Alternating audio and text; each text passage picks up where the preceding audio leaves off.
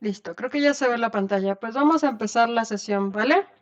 Bueno, estamos en la tercera sesión del curso de métodos cuantitativos.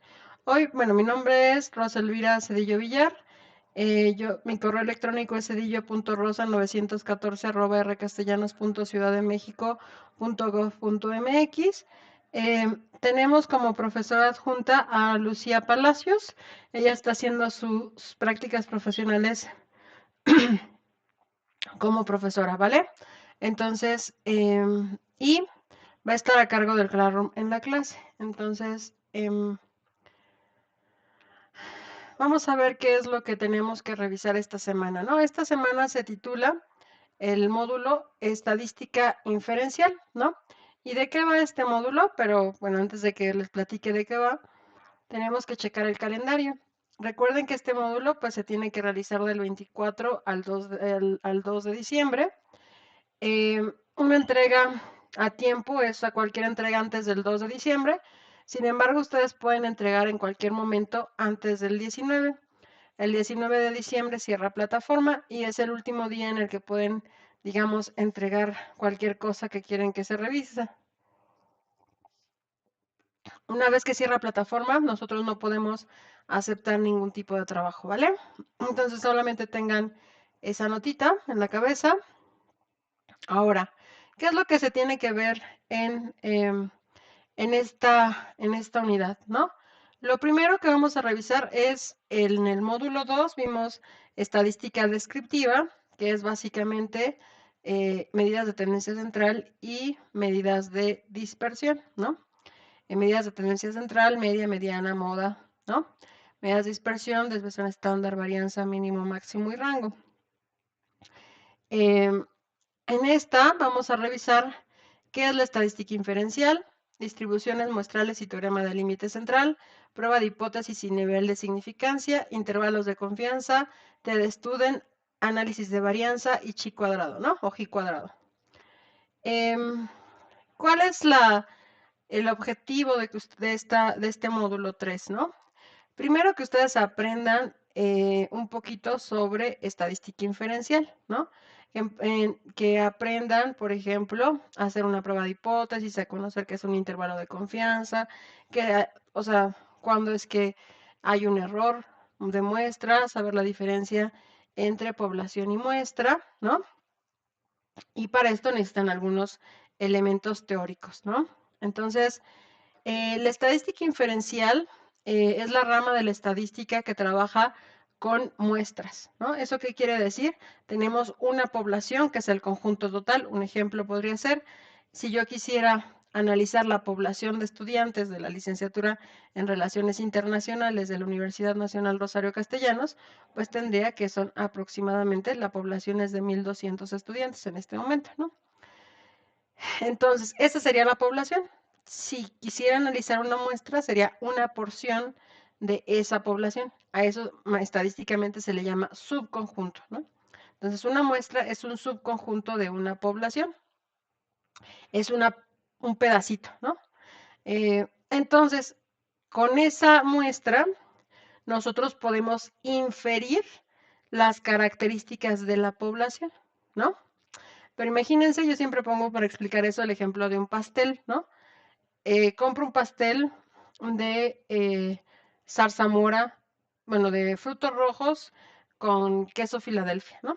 Entonces, eh, como ustedes sabrán, pues los frutos rojos es una mezcla de frutos, ¿no? Entonces tenemos moras azules, tenemos frambuesas, tenemos fresas y ustedes no saben cómo está distribuido en ese pastel, en ese conjunto de pastel, ¿no? Si tal vez la rebanada que está a la derecha o a la izquierda tiene más fresas o menos fresas, ¿no? Pues lo mismo pasa con la estadística inferencial cuando haces un muestreo. Tienes que intentar que esa muestra sea representativa de la población, ¿no? Eh, entonces, pues justo es importante, pues conocer cómo es que podemos analizar esas muestras e inferir características de la población, ¿no? Si esa muestra es representativa, si no es representativa, para que yo pueda extender ciertos resultados, ¿vale? Entonces, ese es el objetivo de estadística inferencial. Aquí muestro una comparativa entre estadística descriptiva y estadística inferencial. En estadística inferencial trabajamos con poblaciones, en estadística inferencial trabajamos con muestras. En ambas se analizan las medidas de tendencia central y las medidas de dispersión, ¿no? Aquí intentamos, en ambas se hacen para conocer las características de una población o muestra, población estadística descriptiva, muestra estadística inferencial. Difícilmente vamos a poder hacer estudios sobre las poblaciones de manera directa, ¿no? Imagínense, si ustedes quieren ir a hacer un censo de población de forma directa y van a ir por todas las casas con todas las personas de este país, ¿no? Eso sería un censo de población, eso sería trabajar con la población, ¿no? Normalmente en investigación y casi en todos los estudios trabajamos con muestras, ¿no? Es decir, porciones de la población con ciertas características que queremos analizar, ¿vale? Eso hace la estadística inferencial. Es importante saber que existen distintos tipos de distribuciones muestrales y también existen algo que se llama el teorema del límite central, ¿no? Las teorías las diferentes distribuciones muestrales, hagan de cuenta que la más conocida es la distribución normal. La distribución normal, pues nos dice que tenemos una media y que tenemos una varianza, ¿no?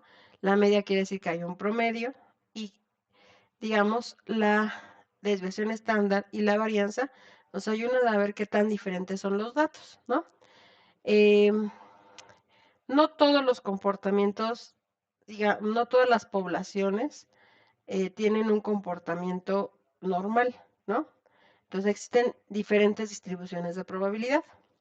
Entonces la distribución más conocida es la distribución normal, pero tenemos la distribución Poisson, la distribución binomial, la distribución t-student, la distribución lambda, la distribución gamma, la distribución hipergeométrica, ¿no?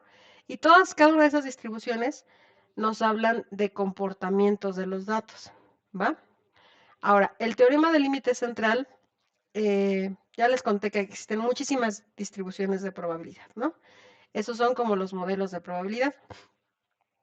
Yo les digo que a veces las personas que estudian matemáticas tienen más en común con las personas de ciencias sociales de lo que creen, ¿no? Porque cuando yo les hablo, les digo, pues miren, según el teorema, según la teoría de Weber sobre la acción social, ¿no? Las personas pueden actuar con arreglo a fines, a valores, ¿no? Eso ya es una teoría, pues hagan de cuenta, y una teoría se hace, digamos que construye un modelo de comportamiento de la sociedad. Lo mismo hacen las matemáticas, ¿no? Las matemáticas te van a decir, bueno, existe una distribución de probabilidad normal que tiene dos parámetros, la media y la varianza, ¿no? Y que trata de referir cómo se comportan los datos semejantes, los datos cercanos a la media, y los datos alejados de la media, ¿no? Y cercanos entonces a la desviación estándar. Entonces, todo lo que explique esa distribución, pues lo hace en referencia a la media y la desviación estándar. Y existen muchos modelos de probabilidad. Sin embargo, la teoría de los grandes números, también conocida como teoría del límite central, nos va a decir, a medida que la muestra incrementa en su tamaño, el comportamiento de todos los datos va a converger a una distribución normal estándar, ¿no? ¿Eso qué quiere decir? Bueno, si yo tengo 20 casos, pues van a poder ser, muy probablemente se comporten como una distribución de probabilidad T, ¿no? Porque son muestras pequeñas. Pero si yo voy ampliando mi encuesta, ¿no? Es decir, bueno, voy a hacer 10 encuestas, 20 encuestas, 30 encuestas, 40 encuestas, 50 encuestas, 60 encuestas, 70 encuestas. Una vez que yo tengo una muestra mayor a 2 distribuciones t-student, lo mínimo para una distribución t-student son 30 casos, entonces si es el doble, ¿no? pues serían 60 casos y más el número de variables que tenga en esa muestra, ¿no? Entonces, aproximadamente, yo puedo tener que una muestra mayor a 70 casos es representativa de mi población, ¿no? ¿Por qué? Porque deja de ser una muestra pequeña y se convierte en una muestra grande, ¿no? A medida que el tamaño de muestra va siendo mayor, o sea, mayor a 60 casos, se puede decir que el comportamiento es normal. Todas las distribuciones de probabilidad, discretas o continuas, van a converger a una distribución normal por la teoría de los grandes números. A medida que incremento mi tamaño de muestra, el comportamiento de mis datos va siendo normal, ¿va? Esa básicamente es la forma de sintetizar el teorema del límite central. Entonces, esto se ve aquí, ¿no? Tenemos la distribución normal, pues es una campana de Gauss como esta, ¿no? Y a medida que voy incrementando el tamaño de mi muestra, pues va convergiendo al comportamiento de esta distribución. ¿Cómo sé que esta es una distribución normal? Porque bueno, distribución normal estándar, porque en la distribución normal estándar la media es 0, o sea, aquí es 0, y la desviación estándar es 1, ¿no? Aquí tenemos un 1 y un menos 1. También la distribución de probabilidad tiene otra propiedad que es simétrica, es decir, si la parto a la mitad, es como si abriera un libro, ¿no? Eh, entonces, es simétrica, es insesgada, ¿no? O sea, es insesgada respecto a la media y a la desviación estándar, ¿va? Entonces, aquí se los pongo, digamos, por escrito, ¿no? Usualmente se considera una distribución grande la que son 2 TD students, más o menos el tamaño de una TD students máximo es de 30 casos. 30 casos es una muestra pequeña. Dos distribuciones TD student convergen a una distribución normal, ¿vale? Ahora, cuando se hacen estadísticas con muestras, y aquí anoto con muestras, se plantean pruebas de hipótesis, ¿no? Las pruebas de hipótesis tienen la intención de probar una afirmación sobre una situación de una o más variables, ¿no? Entonces, hay una característica. Primero, toda prueba de hipótesis es una afirmación sobre el comportamiento de una o más variables cuantitativas, ¿va? Las pruebas de hipótesis por lo regular tienen dos elementos, la hipótesis nula y la hipótesis alternativa. La hipótesis nula se plantea, el investigador la plantea como una, digamos, pregunta inicial que se plantea para ser rechazada, ¿no? La hipótesis alternativa es aquella que el investigador quiere probar, ¿va? Entonces, ¿para qué yo planteo hipótesis en estadística? Así como ustedes van a llevar materias sobre proyectos de investigación, pues las personas planteamos hipótesis, es una pregunta inicial, ¿no? Para desarrollar una investigación y suponemos cómo se comporta una variable, ¿no? Por ejemplo, yo puedo decir, el ingreso promedio de los mexicanos son 50,000 pesos, ¿no? O el ingreso promedio, o la mayoría, o el ingreso promedio de la Ciudad de México son 7,000 pesos, ¿no? ¿Eso qué quiere decir? Que estoy diciendo, bueno, en promedio, más o menos las personas ganan 6,000, 7,000 pesos, ¿no? Ahora, tengo que probarlo. El valor puede ser menor o mayor a ese valor que estoy probando, ¿no? Y eso es lo que yo intento hacer. Entonces, la hipótesis nula es el planteamiento inicial y entonces ese planteamiento inicial teóricamente se plantea para ser rechazada. Yo le llamo también esta la hipótesis de chocolate, ¿no? También tengo la hipótesis alternativa y esta es justamente la que el investigador o la investigadora va a plantear y la que le gustaría demostrar, ¿va? Entonces, existen normalmente 3 niveles de significancia estadística para casi todo, también para las pruebas de hipótesis. Una que es el valor de 0.05, ¿no? Y con el valor de 0.05 tenemos que es el 5% de nivel de significancia. Después aquí tenemos el 99% de nivel de significancia y el 90% del nivel de significancia. Entonces tenemos 3 niveles de significancia, ¿no? 5%, 1%, 10%. Entonces, si tenemos un nivel de significancia de 5%, si yo le pongo 1, bueno, no, 100 menos 5% nos da 95%. Y ese 95% es mi nivel de confianza. A cada nivel de confianza le corresponde un nivel de significancia. Porque si yo sumo el nivel de significancia y el nivel de confianza, me tiene que sumar 100%, ¿no?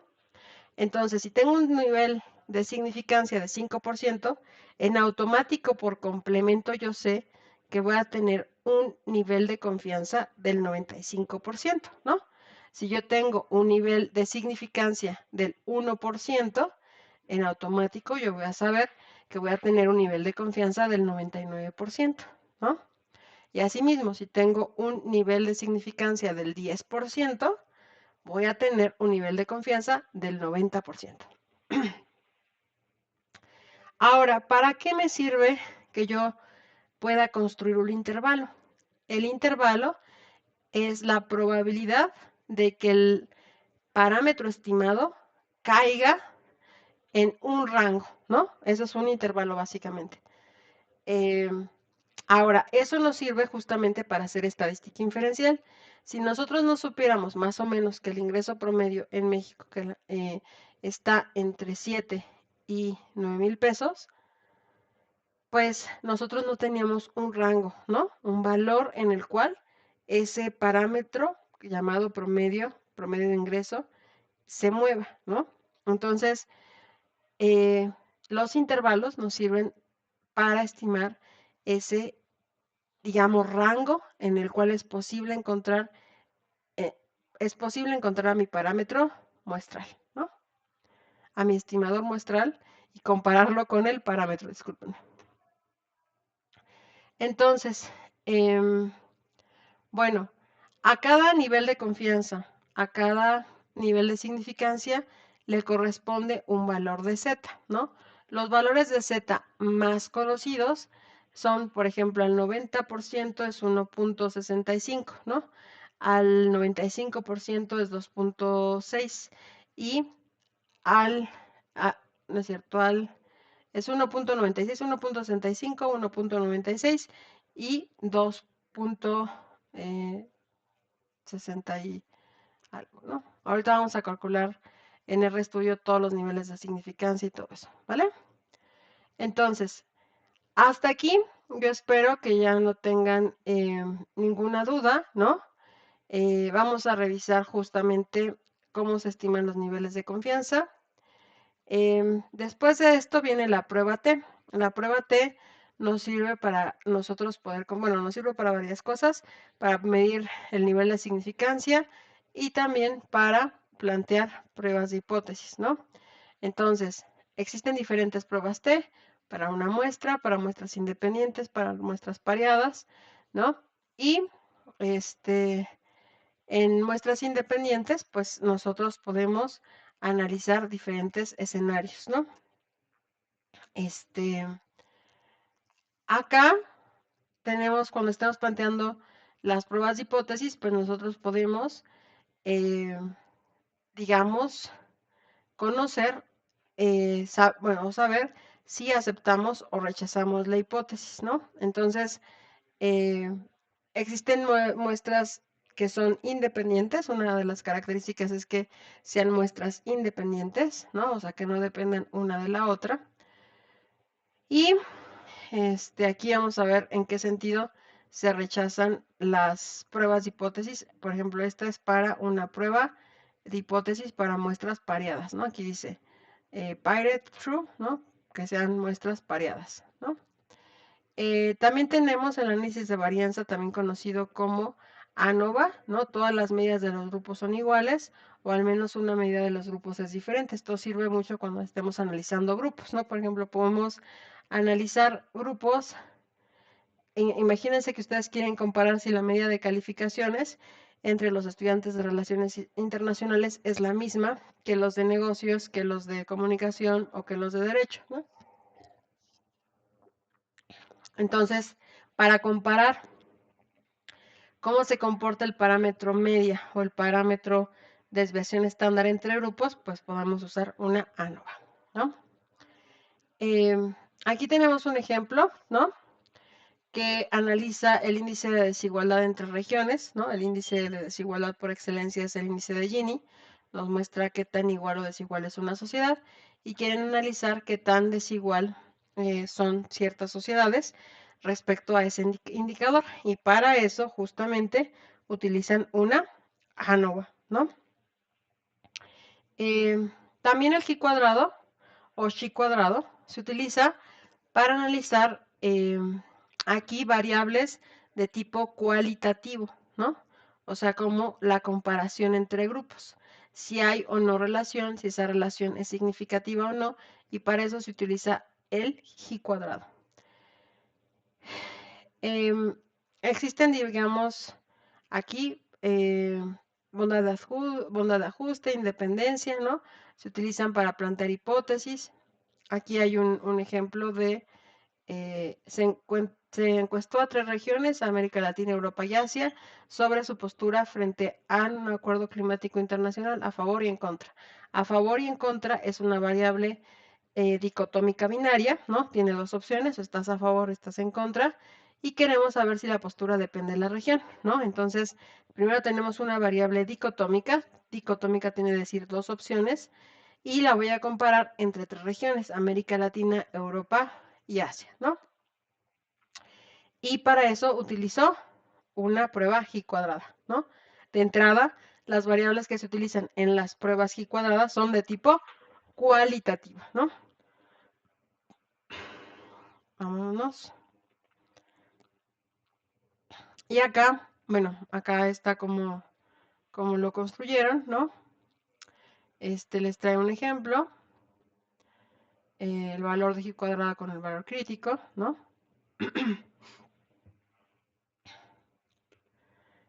Tomar una decisión sobre la hipótesis, si aceptan, la rechazan o no. Acá está la prueba de G cuadrada y nos vamos al error tipo 1 y al error tipo 2, ¿no? Entonces, cuando nosotros hablamos de estadística inferencial, es necesario que conozcamos que cuando trabajamos con muestras, pues existe una probabilidad de equivocarnos, ¿no? Si nosotros trabajáramos con la población, con el total de la población, pues no tendríamos esa probabilidad de equivocarnos porque estaríamos trabajando con toda la población. Pero cuando solamente trabajamos con una porción, pues esa porción se puede parecer o no al comportamiento de la población, entonces hay un margen de error, ¿no? En estadística hay dos errores que comúnmente se realizan en investigación, ¿no? Y aquí nos dice literalmente el error tipo 1, ¿no? Ocurre cuando rechazamos la hipótesis nula siendo verdadera. O sea, hagan de cuenta que ahí a un inocente lo mandamos a la cárcel, ¿no? O sea, decimos, no, tú no eres inocente, tú eres culpable, y entonces hay una persona que está en la cárcel, ¿no? Entonces, es decir, nos equivocamos, ¿no? Y juzgamos algo mal, entonces a eso se le llama error tipo 1. También existe el error tipo 2, ¿no? No rechazamos la hipótesis nula siendo falsa, ¿no? Imagínense que nosotros no metemos a la cárcel a un delincuente y lo dejamos libre, ¿no? Ese es el error tipo 2. Aún siendo falso, pues no lo sancionamos, ¿va? Esta forma de recordar y ahí siempre en estadística hay un dilema ético entre decir, bueno, ¿y qué es mejor? Declarar culpable a un inocente o dejar libre a un culpable. Entonces, pues ambas cuestiones En términos éticos es muy complicado, ¿no? También en términos estadísticos. Bueno, esos son los dos principales tipos de error. Entonces aquí vimos un poquito de qué es estadística inferencial, trabaja con muestras, que existen distintas distribuciones de probabilidad, que todas las distribuciones de probabilidad convergen a una distribución normal estándar, y esto debido a que a medida que aumenta el tamaño de la muestra, el comportamiento de las variables se asemeja más a una distribución estándar con media 0 y varianza 1, ¿no? Después, gracias a que existen niveles de confianza y niveles de significancia, los cuales son complementos, podemos realizar pruebas de hipótesis e inferencia estadística, ¿no? Y aquí utilizamos algunas pruebas como son la t-de-Student, la ANOVA y la G-cuadrado para comparar el comportamiento de poblaciones, ¿va? Y pues también al final se analiza que es común cometer esos dos tipos de errores en estadística, ¿no? Error tipo 1 y error tipo 2. El error tipo 1, meto a la cárcel a un inocente, o sea, me equivoco, ¿no? En mi juicio. Error tipo 2, dejo libre a un culpable, ¿no? Bueno, ¿hasta aquí hay alguna duda, pregunta, sugerencia, comentario? ¿No? Bueno, les comento, en el grupo de métodos cuantitativos ya les he dejado todos los materiales, es la misma dinámica que voy a hacer en cada sesión. Tienen las grabaciones, tienen los videos, tienen el script de lo que vayamos trabajando, tienen la base de datos y tienen el file description, que es el archivo donde les voy diciendo que sí, bueno, donde les dicen, mejor dicho, porque estos datos son de INEGI, qué variables son las que se deben utilizar. Hace unos minutos antes de iniciar la clase me llegó un correo preguntándome que qué tenían que hacer de tarea, ¿no? Yo les doy los ejercicios, resuelvo los ejercicios. Ustedes pueden utilizar la misma variable o distinta variable, dependiendo del nivel al que ustedes se quieran involucrar en conocimiento de RStudio, ¿no?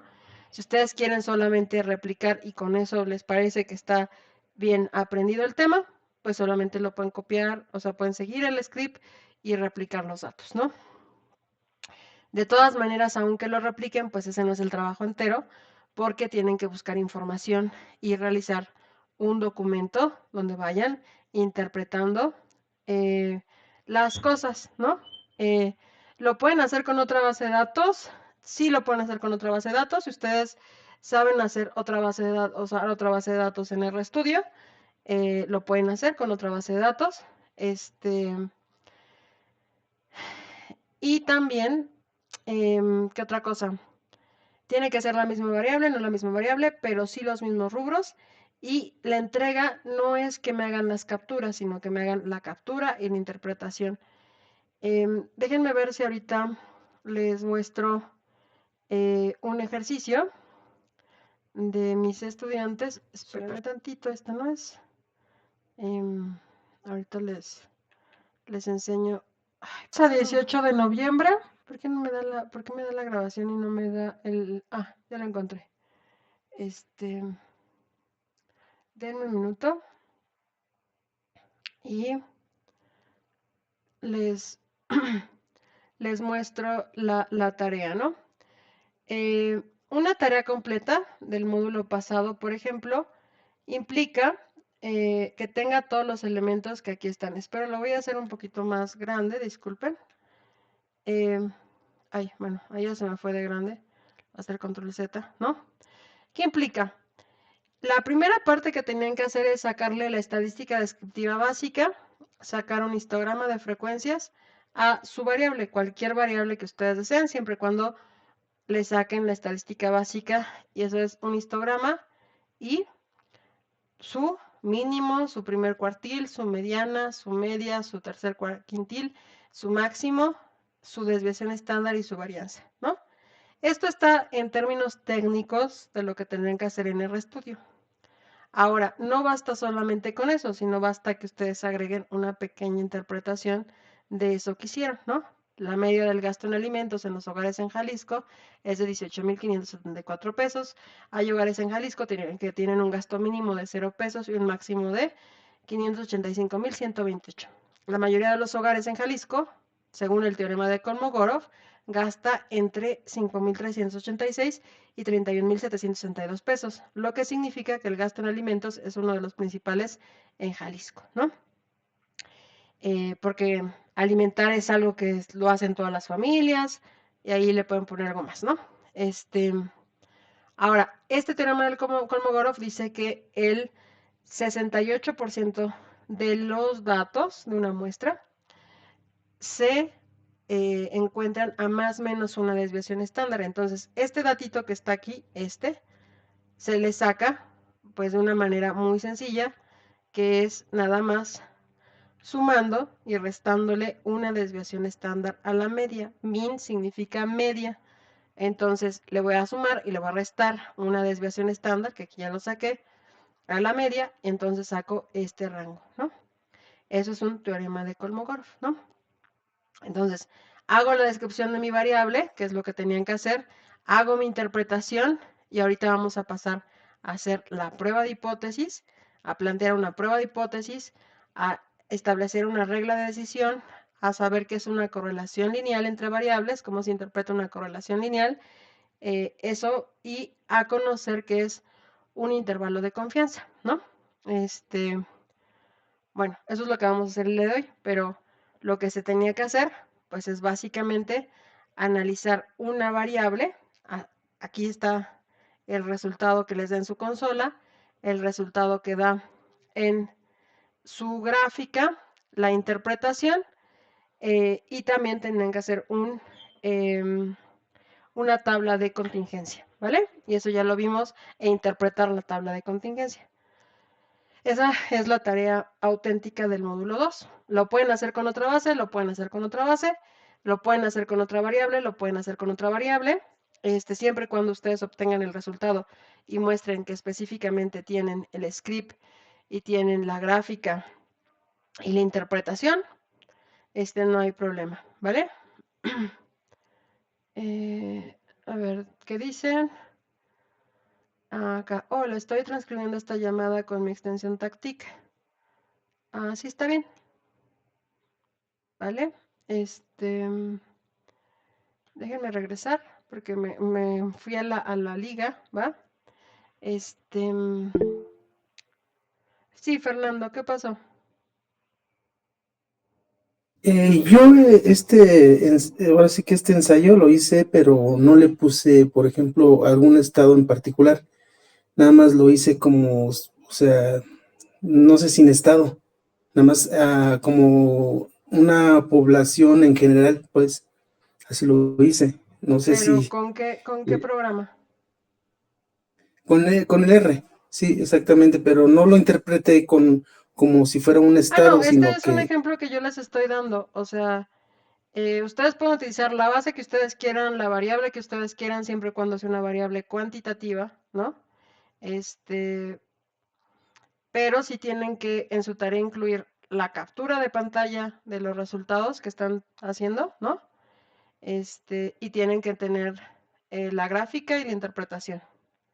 Y la interpretación tiene que estar adecuadamente interpretado que es una media, que es una mediana, que es una varianza. Eso sí lo tienen que hacer.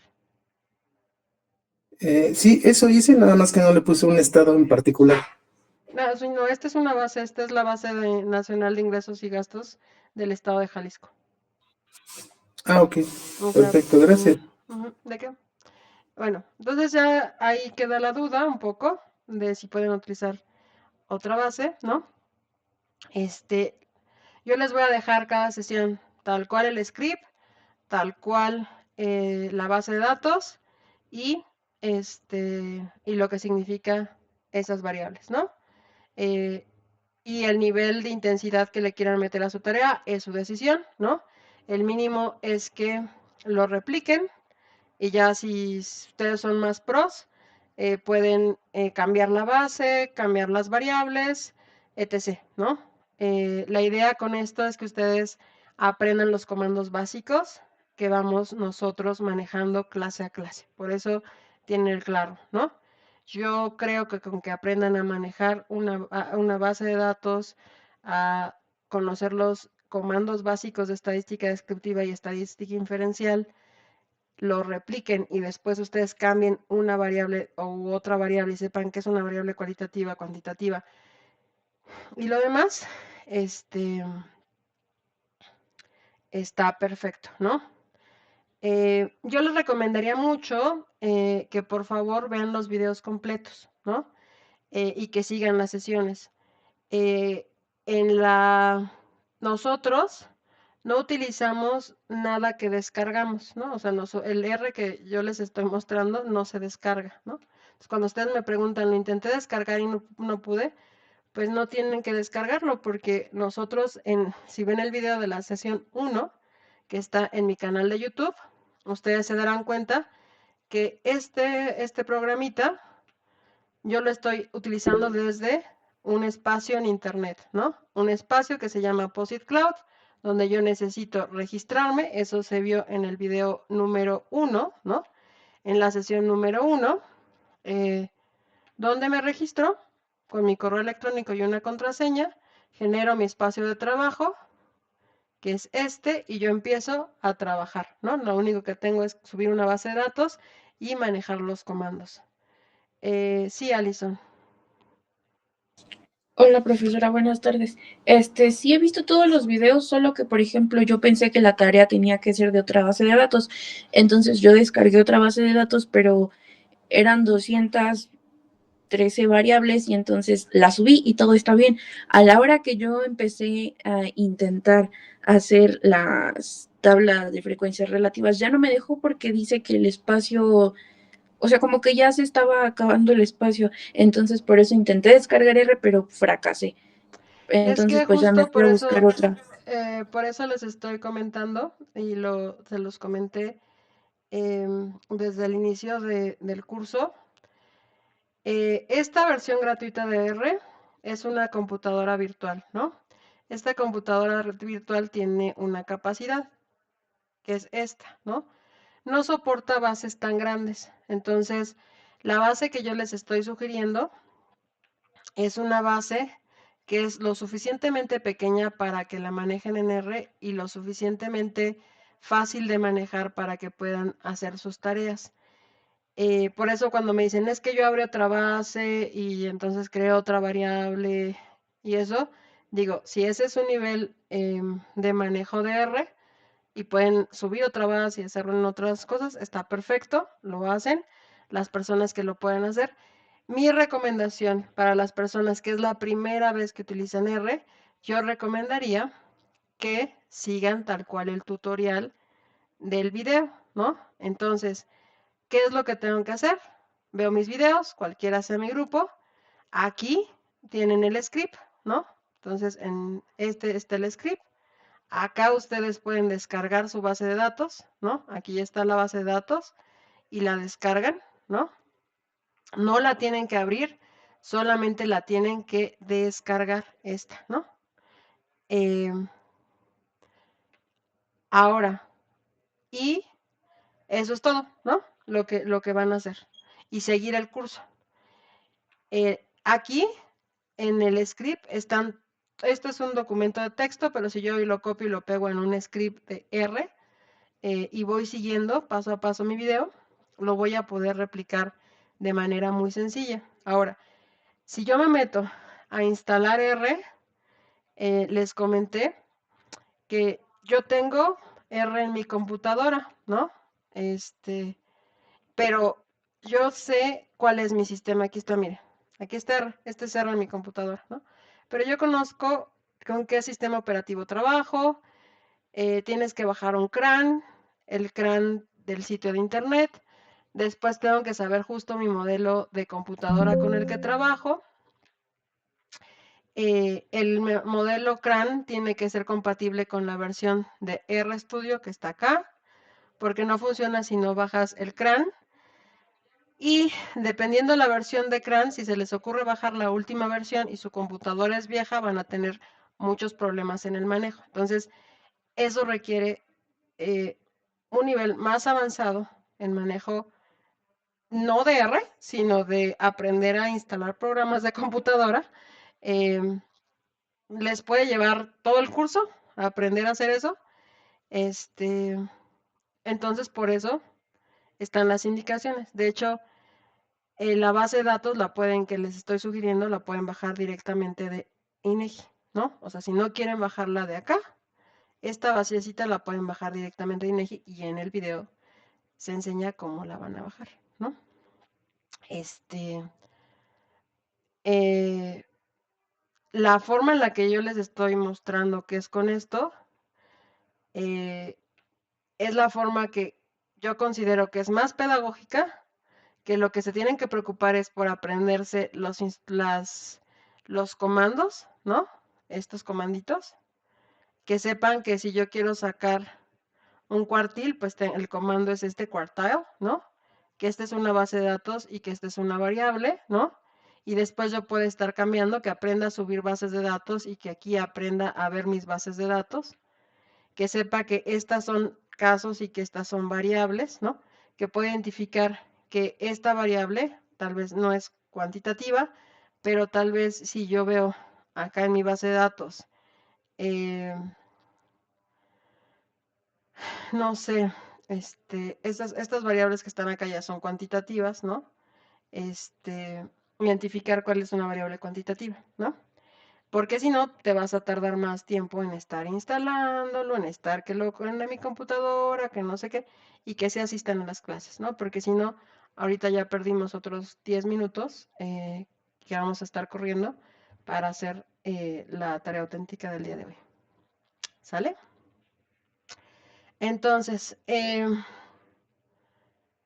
bueno, entonces ya tenemos, yo espero que ustedes cuando tengan esto ya tienen todo lo que trabajamos la semana pasada, ¿no? Ya sabemos que este es nuestro script, que esta es nuestra consola de resultados, que aquí en el environment vamos a ver nuestra base de datos, que en files es como si fuera nuestro escritorio, aquí tenemos nuestro script de R y aquí tenemos nuestra base de datos, ¿no?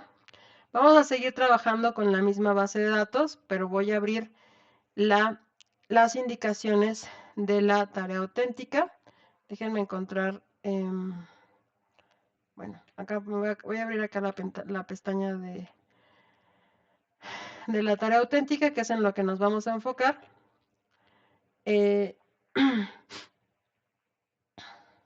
Y ahora se alentó la red, no quiere entrar. A ver si ya. Bueno, en lo que abre la tarea auténtica, en la tarea auténtica básicamente vamos a tener que hacer una prueba de hipótesis, ¿no?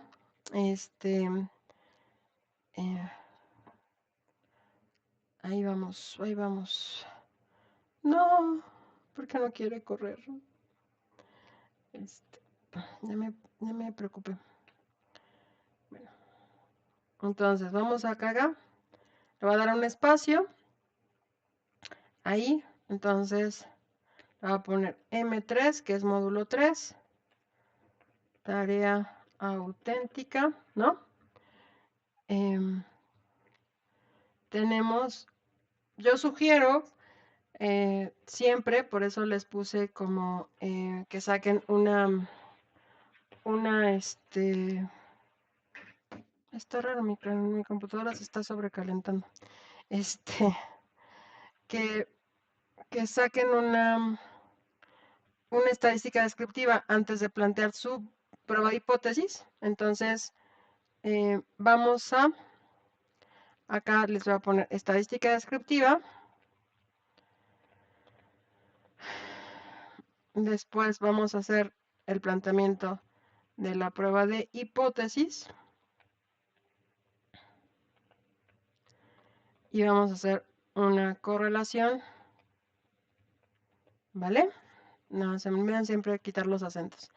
Entonces, esta es nuestra tarea auténtica. Y acá me aparece, ¿no? Ya recuerden, ya tenemos la 2 y tenemos la del módulo 3. Dejen ver si ya abre. Si no quiere abrir plataforma, ya la tenía abierta. Entonces, déjenme ver si no la paso y la copio acá para que veamos, porque no quiero abrirla, ¿no? Entonces, listo. Ya están viendo, ¿no? La plataforma. Entonces, nos vamos a la tarea auténtica del módulo 3, que es esta. Pero pasa lo mismo. Creo que está, no sé si pueden ver si está funcionando la plataforma, porque tengo internet, pero no me permite tener acceso a la plataforma.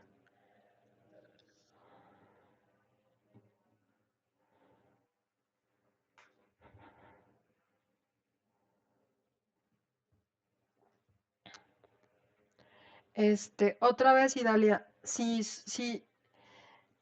ya pudiste replicar el ejemplo que les di, hagan la tarea con el ejemplo, ¿no? Es que no puedo acceder a la plataforma. Ya está funcionando, profesora.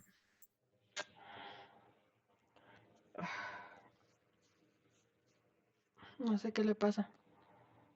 No quiere... A ver.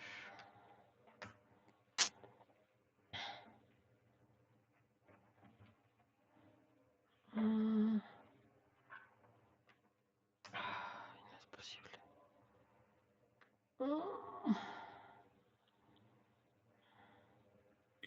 Discúlpame, es que se me fue mi internet, profesora. Ah, si ya replicaste tú el, o sea, pero aquí sí yo les pediría que fueran honestos, ¿no? Si ustedes van a copiar y pegar del video de YouTube para hacer su tarea, eso, digamos, les puede servir para entregar la tarea y pasar la materia, ¿no? Ya les dije, no solamente se trata de copiar y pegar los resultados, se trata que los interpreten. Para interpretarlos, pues necesitan revisar el contenido a detalle del módulo. Y entonces van a tener que escribir ese textito que va a tener las capturas y aparte la interpretación, ¿no? Aquí existen diferentes niveles de conocimiento desde estadística hasta del software, ¿no? Entonces, yo les estoy proponiendo el nivel básico que creo que pueden partir todos. Lo que sí, si ustedes solamente van a ver el video, van a sacar capturas del video y de los resultados que les estoy planteando y van a hacer su tarea, sí es una cuestión ética, ¿no? Para pasar el curso lo van a pasar.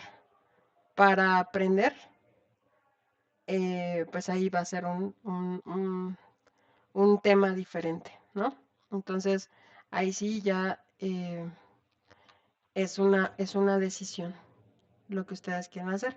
Ahora, si al menos replican el ejercicio y tratan de sacar su cuenta de Deposit Cloud y RStudio, ¿no? Empiezan a conocer los comandos, les aseguro que al menos van a quedarse con un poquito de aprendizaje, ¿no?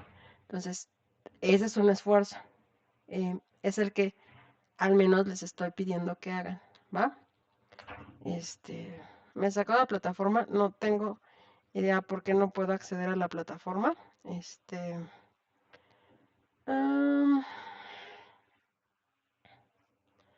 Voy a intentar abrir un nuevo...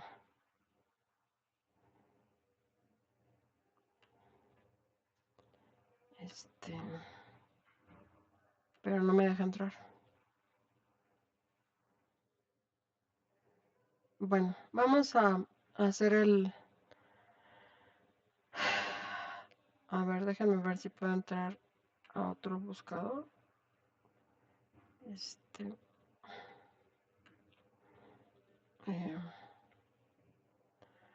Bueno, y aquí la clase que les iba a dar el día de hoy, ¿no? Es para que aprendan a hacer las pruebas de hipótesis. Vamos a hacer lo que recuerdo de la estructura de la tarea.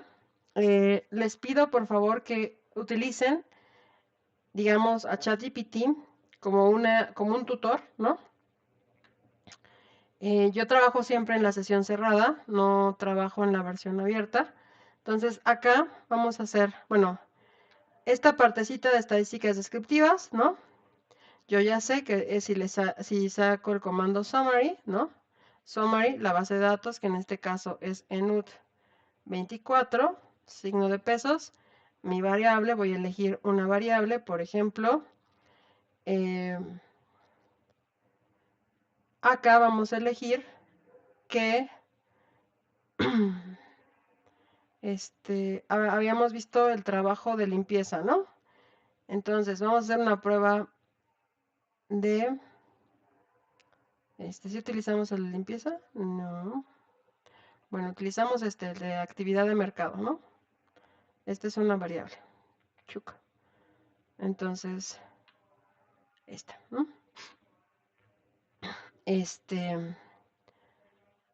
Entonces le voy a sacar a esto la desviación estándar, que ya sé que es mi comando SD.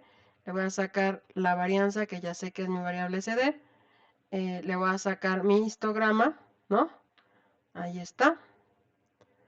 Y eso es lo que aprendimos básicamente la clase pasada, ¿no? A sacar el histograma, la desviación estándar, la varianza, y entonces todo eso lo voy a correr de una, ¿no? Ahí está todo. Ay.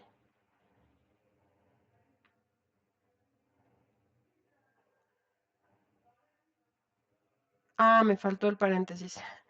Ya me estaba comiendo el paréntesis, chicos, ¿saben? De acá de inicio. Le dije, ¿por qué no me corrió? Ahí está. Entonces, aquí, así se ve más o menos, ¿no? Entonces me dice que las personas trabajan en actividades de mercado, un mínimo de 0 horas, un máximo de 52 horas a la semana, ¿no? Trabajan en actividades de mercado. Aquí la gráfica no me sale porque necesitaría reducir un poquito el zoom, ¿no? Lo voy a hacer para que pueda sacar el histograma, ¿no? Ahorita lo voy a hacer. Ahí está. Estas son las horas, ¿no? La mayoría trabaja alrededor de 50 horas, porque esta es la mitad. Y hay una también gran cantidad que trabaja 0 horas, ¿no? Ahora, vamos a ver quiénes trabajan 0 horas y vamos a ver este comportamiento que es mayoritariamente normal, ¿no? Entonces ahí ya empiezo a pensar en las horas de trabajo remunerado, ¿no? Ahora, tengo que plantear una prueba de hipótesis, ¿no? Entonces ahí, si yo no estuviera aquí, ustedes tendrían que preguntar acá, ¿no? Decir, ¿cómo se plantea una prueba de hipótesis en RStudio, ¿no? Y entonces yo voy a decir, mira, esta es una prueba de hipótesis, necesito una hipótesis nula, una hipótesis alternativa. Existen varios tipos de pruebas, de la prueba z-test, t-test, proporción, g cuadrado, ¿no? Elige el nivel de significancia, corre el test, interpreta el p-valor. Aquí está, ¿no? Los datos y les da este comandito, ¿no? Este comandito que está específicamente, este cachito, es el comando que les va a permitir a ustedes hacer la prueba de hipótesis. Después les da aquí la interpretación, ¿va? Entonces ahora lo voy a pasar a aplicar, ¿no? Entonces, tengo que mi comando es t-test, ¿no? Eso significa prueba T. Tengo que acá poner mis datos. Yo sé que mis datos, pues básicamente son, es la base en los 24, es la variable ActiveMerc, ¿no? Sé que es el número de horas trabajadas para el mercado, ¿no? ¿Cómo voy a establecer esta mu? Significa media, ¿no? Entonces, acá voy a decir, bueno, en promedio, las personas trabajan 50 horas, ¿no? Según la ley, yo puedo suponer cuántas horas deben de trabajar las personas según la ley. ¿Alguien sabe? 8. pero a la semana.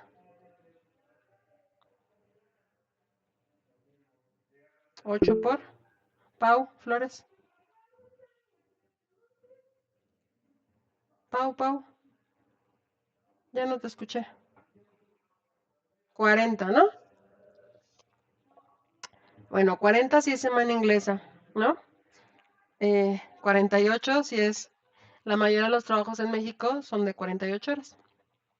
Entonces yo puedo suponer que...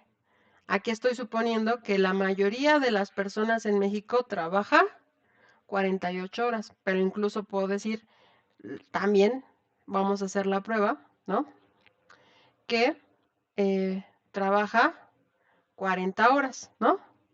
¿Por qué? Porque según la ley deberíamos de trabajar eso, ¿no?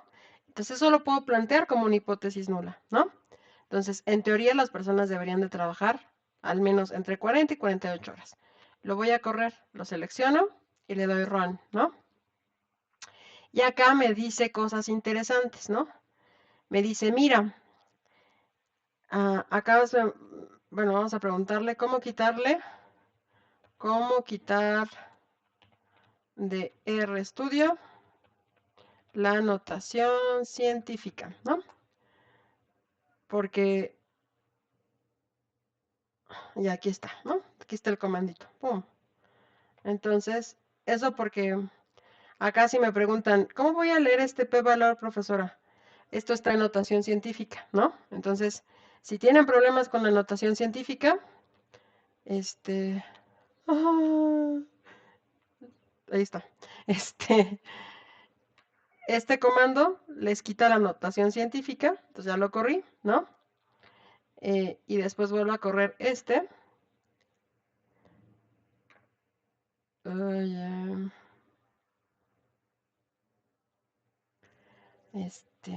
a ver, dejen guardo esto, me salgo porque tengo un pequeño problema,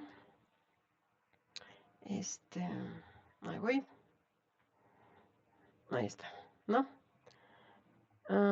Aquí vamos a ver, ok, voy a correr otra vez lo de notación científica, ahí está, ya lo corrió, y ahora sí voy a correr la prueba de hipótesis, ¿no? Ahí.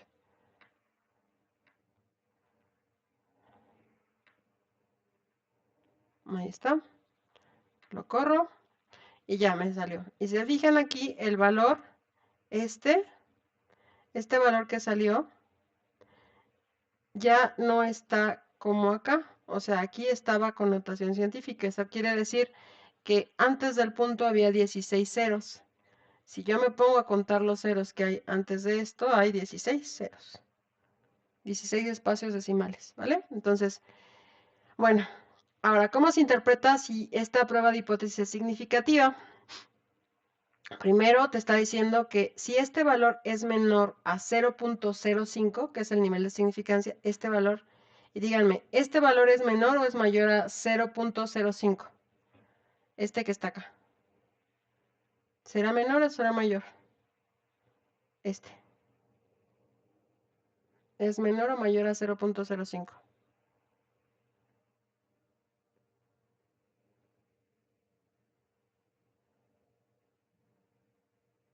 ¿Nadie me dice si es menor o mayor a 0.5? Bueno, entonces, esa pregunta es muy sencilla. ¿Es menor o mayor a 0.5, chicos?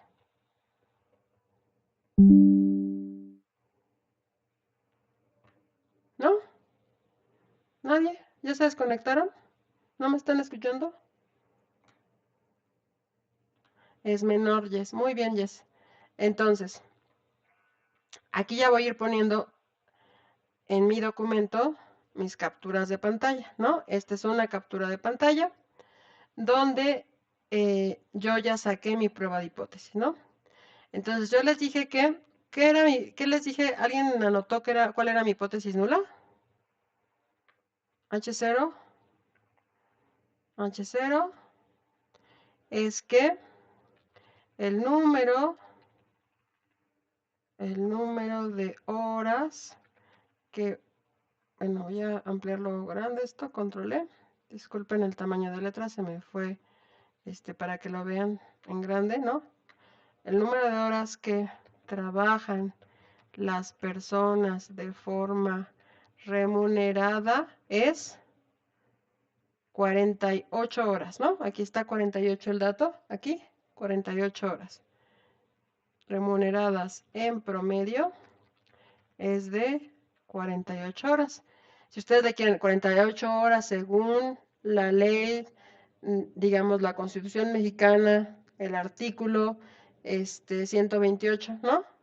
Porque la jornada legal en México es de 8 horas y 6 días a la semana, ¿no? Entonces ahí le pueden aumentar más, pero básicamente el número de horas que trabajan las personas. Esto quiere decir que aquí, si lo quiero poner solamente en términos numéricos, es la hipótesis nula. Mi variable se llama active merc es igual a 48 horas, ¿no? La hipótesis alternativa, que es HA, ¿no? Me está diciendo, aquí dice, la hipótesis alternativa, solamente estoy traduciendo esto, la hipótesis alternativa es que la media no es igual a 48 horas, al 95% de nivel de confianza. El valor de horas trabajadas en promedio se encuentra entre 27.6 y 28 horas, ¿no? Entonces, a ver, díganme, ¿este valor promedio es menor o mayor a 48 horas? Porque, y con eso vamos a resolver la hipótesis alternativa. Es menor, ¿no?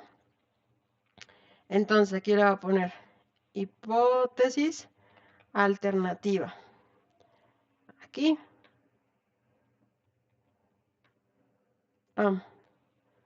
¿No? Y aquí yo sé que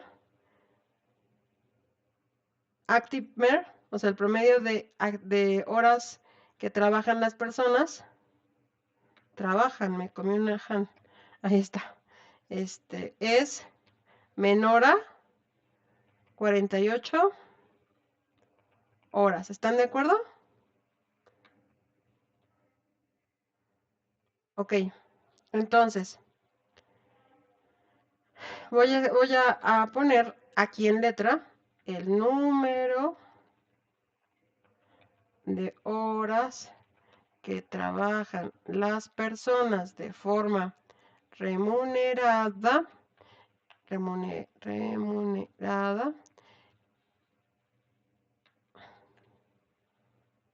es menor a 48 horas, ¿vale? Entonces, aquí ya tenemos las dos hipótesis planteadas. De forma sintética, que sería esta forma, o de forma escrita, como les estoy mostrando en el primer caso, ¿no? Ahora, después de esa hipótesis, ustedes tienen que poner lo que se llama regla de decisión, es decir, ¿qué van a decidir a partir de estos datos, ¿no? Entonces, la regla de decisión, control B, es que con base en la información estadística se rechaza la hipótesis nula. ¿Cuál tiene la razón? ¿La nula o la alternativa? Pues se rechaza la hipótesis nula y se acepta la hipótesis alternativa. Y después, debido a que las personas en promedio trabajan entre, y eso es un intervalo de confianza, entre 27.6 y 28 horas. ¿Están de acuerdo? Entre 27.6 y 28 horas. ¿Vale? A un nivel a un nivel de confianza del 95% y un nivel de significancia del 5%. ¿Cómo saqué el nivel de confianza? Aquí dice 95% confidence interval, ¿no? Y ya, ahí se acabó la prueba de hipótesis, ¿no? Ahora, ¿se la pueden complicar más? Claro que sí, ¿no? Por ejemplo, déjenme ver dónde estaba lo de ChatGPT. Le puedo decir, si yo quiero saber, dices, bueno, ¿no les causará ruido? Dices, bueno, en México, ¿quiénes trabajarán 27 horas? ¿Los hombres o las mujeres? ¿No? Entonces yo le puedo decir, ¿cómo saco una prueba de hipótesis en RStudio para hombres y mujeres? ¿No? Y les va a contestar. Mira, si tienes una media, ¿no? Puedes sacar aquí para hombres y mujeres. Y aquí está, ¿no? Entonces, peso, que es la variable, y lo voy a sacar para la variable sexo, ¿no? Entonces, acá si yo utilizo este comando y le pongo esto, ¿no? Voy a poner control C. Y entonces me voy acá. Puedo hacer mi misma prueba, pero la voy a sacar para hombres y mujeres, ¿no? En este caso, mi variable va a ser active. Bueno, acá la copio, ¿no? Horas de trabajo remunerado. Déjenme ver cómo sexo, también la hemos trabajado. Es esta. Ajá. Ahí voy. Mi base de datos, pues es ENUD. Y acá, vean, ¿no? Aquí dice, por ejemplo, que esto es una hipótesis para dos grupos, ¿no? Entonces, es significativa y dice, hay diferencias en la media de horas trabajadas entre el grupo 1 y el grupo 2. El grupo 1 son hombres y el grupo 2 son mujeres. Y estas son diferentes de 0, ¿no? Aquí, el grupo 1, hombres, trabajan en promedio 37.64 horas y las mujeres trabajan 19.39 horas de forma remunerada, ¿no? Ahora, si quieren hacer esta prueba, ¿no? Es súper interesante porque aquí también estarían viendo por qué es diferente la cantidad de trabajo de forma remunerada que realizan los hombres y las mujeres, ¿no? Bueno, yo le voy a copiar aquí un cachito, ¿no? Porque, entonces, también pueden hacer esa prueba de hipótesis, ¿no? Aquí ya estarían haciendo una hipótesis entre grupos. Es significativa porque esto es menor a 0.05. Este intervalo de confianza está calculado al 95% de confianza.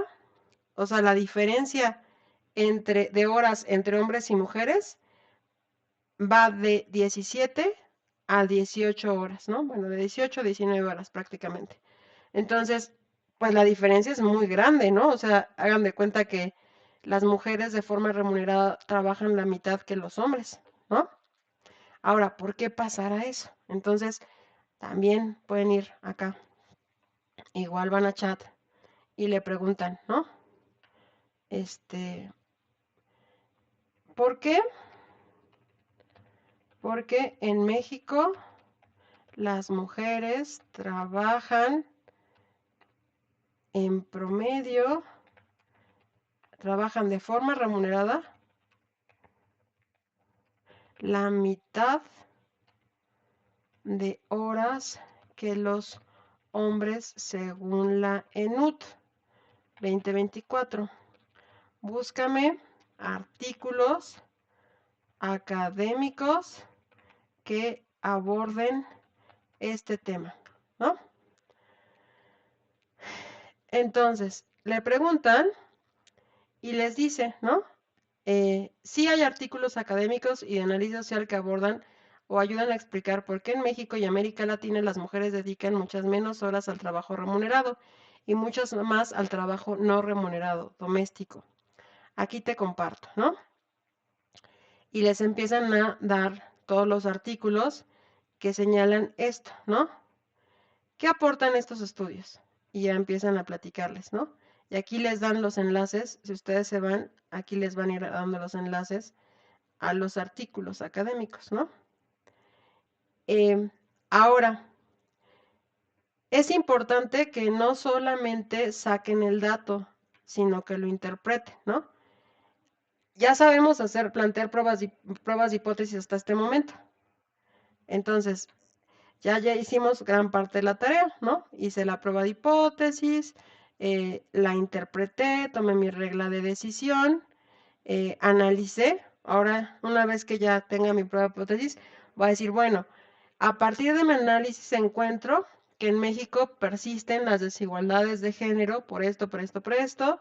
Es decir, los hombres trabajan más de forma remunerada que las mujeres, ya que las mujeres tienen que tener trayectorias laborales discontinuas, entran y salen del mercado de trabajo porque atienden la carga de trabajo de cuidados, el cuidado de los hijos, y esto genera un montón de problemas, ¿no? Lo más importante en sí, bueno, ustedes tienen un problema porque tienen que aprender a usar R, a aplicarlo en una variable e interpretar esos datos. Todo eso tiene que estar en su tarea auténtica, ¿no? Entonces, por eso, en esta ocasión me pareció súper importante que ustedes pues tengan, acá no es que no puedan utilizar a ChatGPT, o sea, ChatGPT es su mejor amigo para encontrar artículos de investigación que les permitan entender esos datos, interpretarlos, su mejor amigo para aprender a programar y aprender comandos, ¿no? Acá, por ejemplo, pueden hacer un G cuadrado, ¿no? Este que es la otra prueba que les piden, ¿no? Si quiero comparar, aquí es es la otra prueba que también les están pidiendo, que es una prueba de hipótesis entre proporciones, ¿no? Aquí está entre que fuman y no fuman. Ustedes pueden decir una prueba de proporciones entre las mujeres que trabajan de forma remunerada o no remunerada, ¿no? Y este es el que nosotros estamos viendo, ¿no?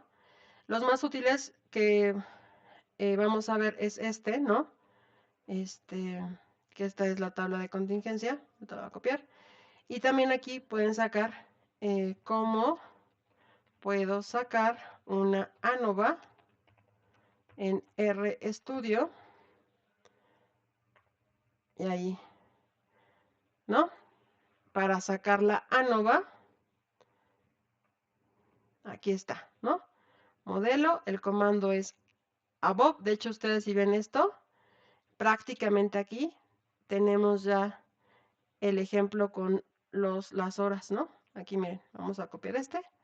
Si yo quisiera saber las diferencias, ANOVA es análisis de varianza entre grupos, ¿no? Entonces, si yo quiero saber qué tan diferentes son mis grupos en términos de las 48 horas, la ANOVA, este es cualquier, o sea, yo le puedo sacar ANOVA 1, ¿no? Le puedo poner el nombre que yo quiera, ¿no? Porque ese es, ahí me va a arrojar mis resultados, ANOVA 1. El comando es A o B, ¿no? Análisis de varianza. Acá tengo la misma estructura que la de arriba. Entonces, pues si ya sé qué es eso, pues lo meto acá, ¿no? Ahí está. Y entonces, pues lo corro. Y aquí está. Me dice, este es el análisis de varianza, ¿no? Voy a abrir un poquito más para que se... Ahorita lo subo para que copien el comando se vea.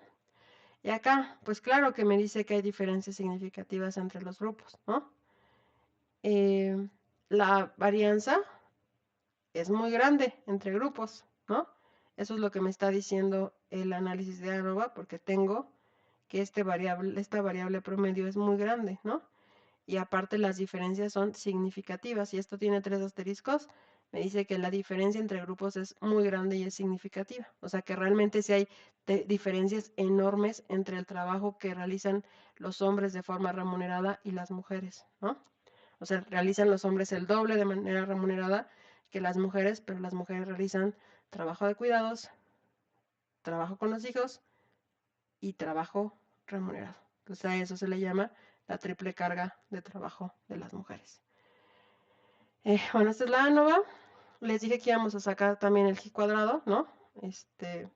Estaba más arriba, si no me equivoco.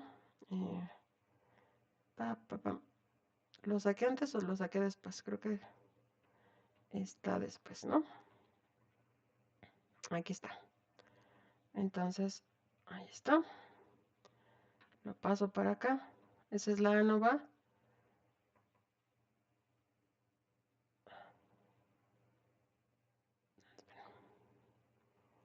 Ahí está.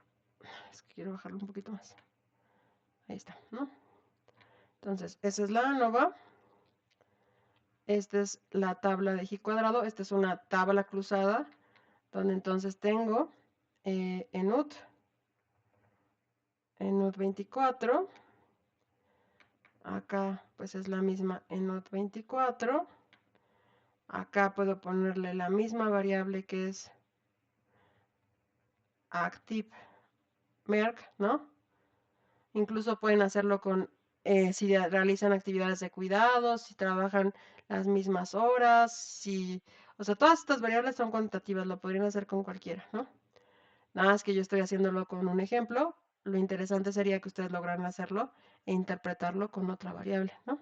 Entonces, y acá esta es la tabla, ¿no? Aquí mi resultado. Entonces, acá voy a sacar un G cuadrado.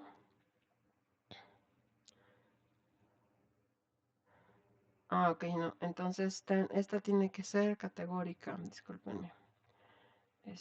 A ver si encuentro una categórica.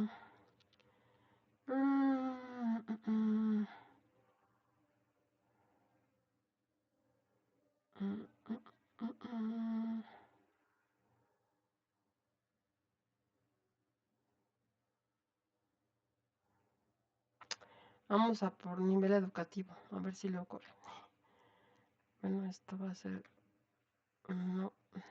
Bueno, acá tendrían que tener dos variables. En este caso tiene dos opciones la variable sexo.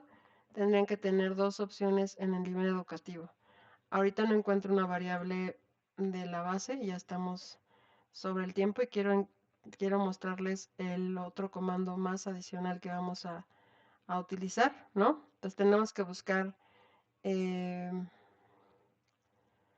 una variable que también tenga dos valores, ¿no? A ver si es esto, a ver si me deja. No. Bueno, aquí tienen que buscar una variable que tenga dos valores, al igual que la variable sexo, ¿no? Ah, pero tengo un problema, espérame. Creo que ya vi. Es esta. Y, a ver, déjenme intentarlo. Porque creo que el error estaba en que estaba tomando el... Ahí está. No, discúlpenme. Estaba bien. Entonces, esta es bivariada. Y esta es la variable, ¿no? Entonces aquí me dice, pues obviamente que es significativa, ¿no? Y aquí ya corrí la tabla, ¿no? Ahí es una, o sea, la relación entre estas dos variables, pues es significativa. Ahora vamos a sacar la correlación lineal de Pearson, ¿no? Y acá el comando es core.test, ahí está, core.test. Y voy a correlacionar dos variables, ¿no? ¿Cuáles van a ser mis dos variables? en la correlación lineal de Pearson tienen que ser dos variables cuantitativas. Entonces, sexo no es una variable cuantitativa, es cualitativa, ¿no? Entonces, vamos a ver, yo voy a relacionar. Vamos a ver. Vamos a ver si hay una entre no remunerado, esta, ahí, y trabajo de mercado, ¿no? Vamos a ver si hay una relación entre eso. Y efectivamente aquí dice que la relación es baja, ¿no? Entonces, las personas que trabajan, que realizan trabajo no remunerado, efectivamente, o sea, las personas que realizan trabajo no remunerado, pues no realizan trabajo de mercado. Entonces, esos son excluyentes, ¿no? Sí, Fernando, es la misma base, o sea, todos los ejercicios, mi idea es que todas las tareas las hagan con la misma base para que sea fácil que sigan el curso, ¿no? Entonces nada más aprendamos, por ejemplo, a correr una correlación lineal, una G cuadrada, una ANOVA, una prueba de hipótesis, y ustedes vayan poco a poco, aprendiendo, ¿no? Esta es una prueba de hipótesis entre grupos, ¿vale? Esta es análisis de varianza, que es ANOVA.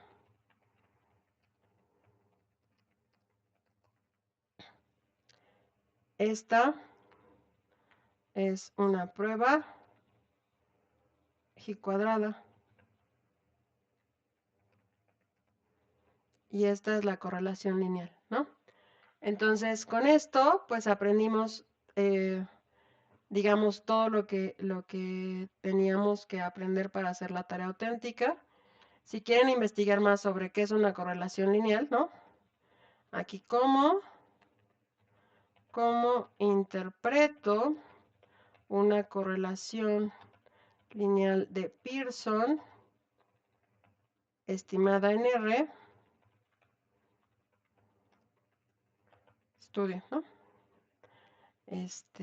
Y ahí dice, ¿no? Tienes que tener el valor R, el p-valor, la fuerza y la dirección, ¿no?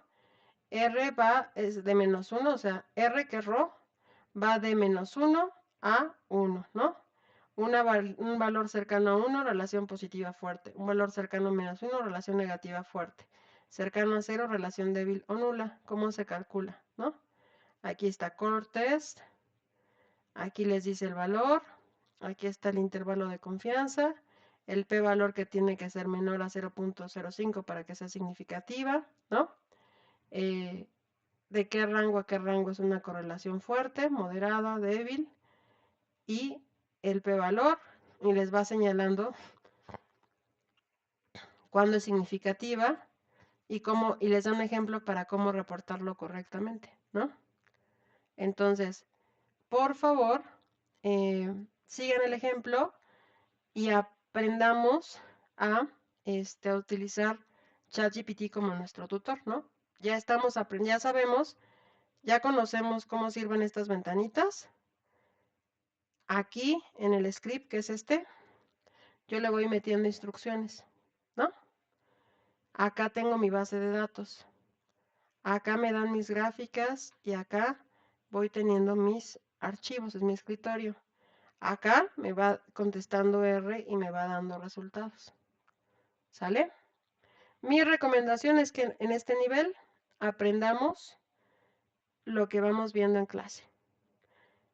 Poco a poco ustedes van a aprenderlo a hacer solitos y ya no van a necesitar, ya lo van a poder hacer con otra base de datos, van a poder subir otras bases de datos. Pero en este nivel, pues aprendamos paso a pasito, ¿vale? Les pongo igual el video, el script, es la misma base, vamos a seguir trabajando todas las actividades con la misma base. O sea, y tal vez no la valoren tanto, pero están trabajando con la base de datos que se acaba de publicar, que es la Encuesta Nacional de Usos del Tiempo del INEGI. Es la principal encuesta que habla sobre la desigualdad en términos de género, ¿no? Entre hombres y mujeres, en cuanto a trabajos, en cuanto a usos de tiempo, en cuanto a tarea de cuidados, y la acaban de publicar en agosto del 2025.